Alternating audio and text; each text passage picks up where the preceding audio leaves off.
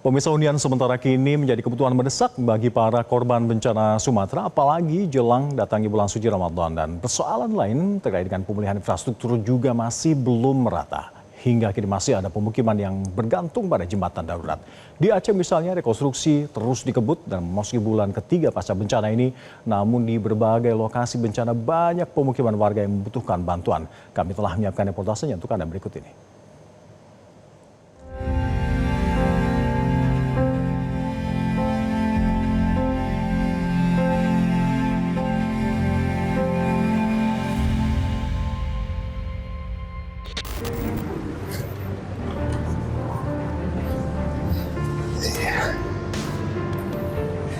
Ya pemirsa, beginilah situasi warga 3 desa yang ada di seberang sana hingga 2 bulan lebih pasca bencana banjir bandang dan longsor harus melewati jalur yang sangat ekstrim, baik itu dengan menggunakan jembatan darurat seperti tadi dan juga seling. Memang saat ini belum ada penanganan lebih lanjut meskipun memang upaya pembuatan jembatan darurat sedang dikerjakan di kawasan Jembatan Ayun ini.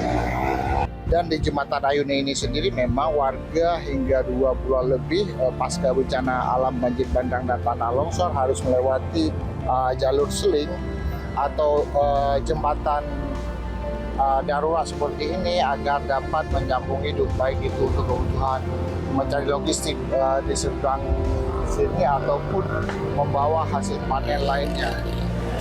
Memang sejauh ini belum ada pilihan lain bagi warga di 3 desa sini, hanya dapat mengandalkan jembatan darurat ini untuk ke seberang desa ini ada di Desa Meriah Jaya, Kabupaten Bendungan Belia, dan di seberang sana adalah 3 desa yang berada di kawasan Aceh Tengah, yaitu Desa Bergang, Desa Karangampar, Desa Pantar Reduk, Kecamatan Ketol.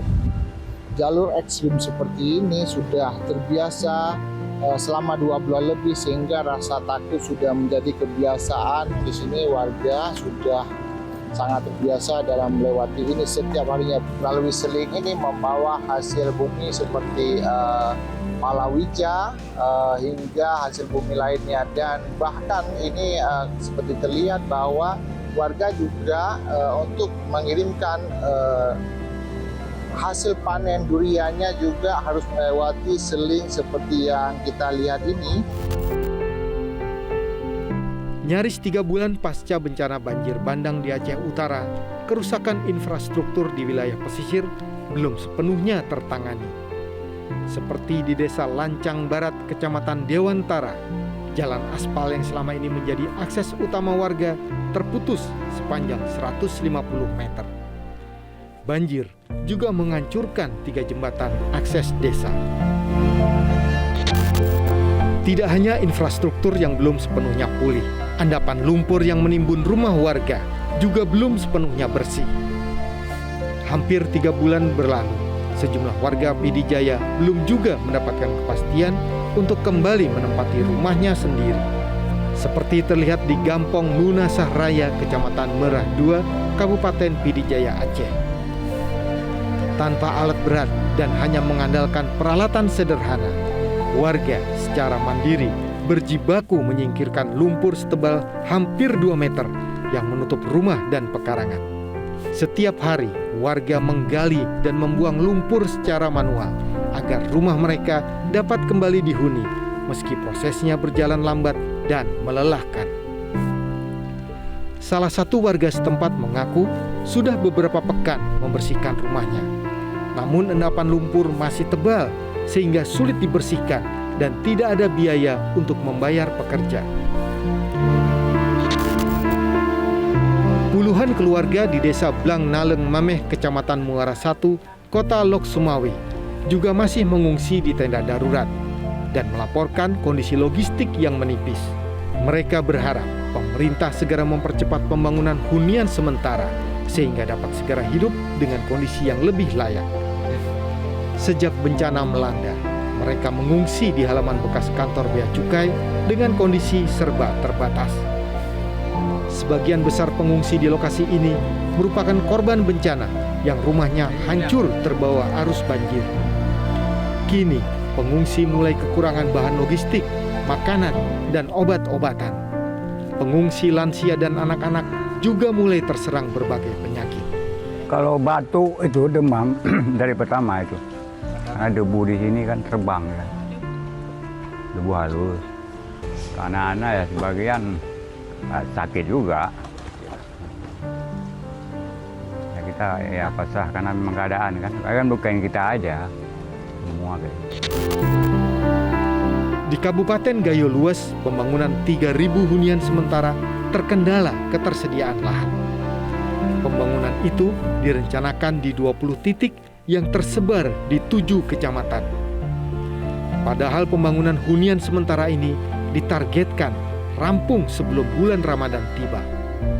Dampaknya, 500 kepala keluarga terpaksa diusulkan beralih ke dana tunggu hunian sebesar 600.000 per bulan. Pada umumnya tidak ada kendala sama sekali karena ada pilihan di situ memang masyarakat yang ingin huntara dan DTH. Kita beri bebas memilih. Nah, setelah diajukan permohonan tersebut, banyak persoalan-persoalan yang kita hadapi terkait dengan lahan. Karena di Gayo Luas ini tidak ada lahan perkebunan seperti PTP, perhutani, dan lain sebagainya. Karena secara kontur kita bisa lihat di peta bahwa Gayo Luas ini hampir 75% itu kawasan. Nah, sisanya itu adalah lahan yang dikelola oleh masyarakat dan itu milik masyarakat itu sendiri.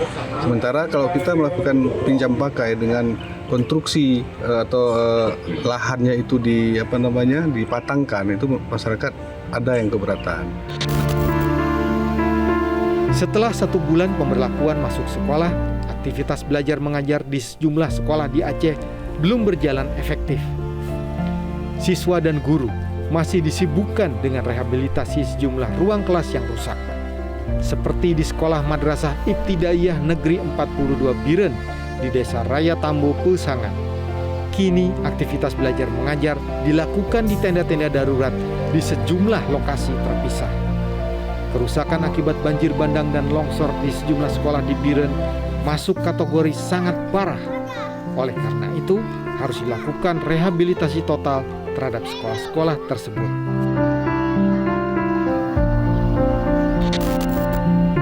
Untuk membantu pendidikan di wilayah terdampak bencana di Aceh, Yayasan Media Group bersama Sekolah Sukma Bangsa dan Nasdem Peduli mengirimkan relawan pendidikan gelombang ketiga.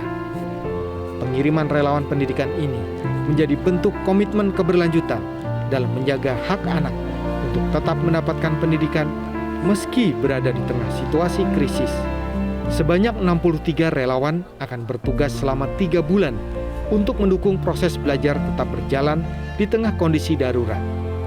Para relawan juga akan berperan sebagai pendamping psikososial bagi anak-anak yang masih mengalami trauma akibat bencana. Para relawan ini telah mendapatkan pembekalan selama 3 hari di Sekolah Sukma Bangsa Pidi. Para relawan ini akan disebar ke daerah bencana seperti Aceh Utara, Aceh Tengah, Aceh Tamiang, dan Gayo Luas. Akan bekerja juga selama 3 bulan karena pemerintah dalam hari ini Kemendikdas telah menetapkan di beberapa lokasi terdampak masa tanggap darurat pendidikan itu hingga 3 bulan ke depan. Jadi kami berhitung mudah-mudahan setelah 3 bulan nanti akan ada perbaikan lebih lanjut dan relawan-relawan ini akan bisa meneruskan masa baktinya jika diperlukan. Untuk mempercepat rekonstruksi, personel TNI bergotong royong dengan warga membangun masjid sementara atau masjid darurat.